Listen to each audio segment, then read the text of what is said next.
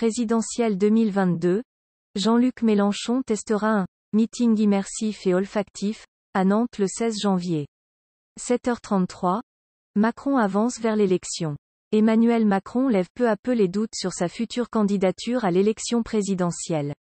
Il n'y a pas de faux suspense.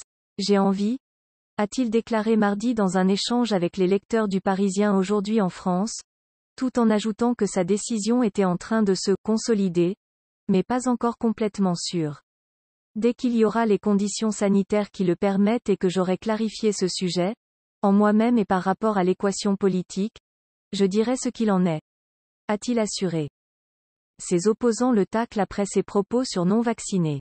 C'est aussi dans cet entretien qu'Emmanuel Macron a lancé. Les non-vaccinés, j'ai très envie de les emmerder. Et donc on va continuer de le faire, jusqu'au bout. C'est ça, la stratégie, a-t-il déclaré, alors que le texte sur le pass vaccinal donne lieu à un débat houleux à l'Assemblée. Ces propos crus ont immédiatement soulevé une salve de réactions des opposants de gauche comme de droite qui ont dénoncé des insultes qui divisent les Français. 9h44. L'insulte, c'est l'arme des faibles, estime Christian Jacob. Le président des Républicains, Christian Jacob, critique à son tour les propos tenus par Emmanuel Macron et publiés mardi soir dans Le Parisien, selon lesquels le chef de l'État souhaite continuer d'emmerder les non-vaccinés. C'est un acte de faiblesse, fustige-t-il sur le plateau de LCI. L'insulte, c'est l'arme des faibles. Et renvoie Emmanuel Macron à la crise des Gilets jaunes. À coup d'insultes, voilà à quoi on est arrivé.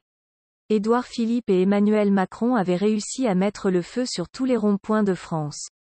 11h02, le harcèlement et le mépris sont indignes d'un président de la République, pense Jadot.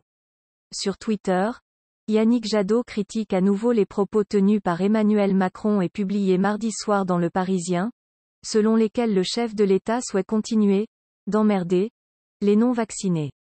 Les propos d'Emmanuel Macron utilisés envers les non-vaccinés confirment l'inutilité du pass vaccinal, estime le candidat des écologistes. Les Français doivent être traités en adultes, avec respect. Le harcèlement et le mépris sont indignes d'un président de la République. 13h. Philippot estime que les parlementaires ne doivent pas reprendre les débats sans excuse de Macron.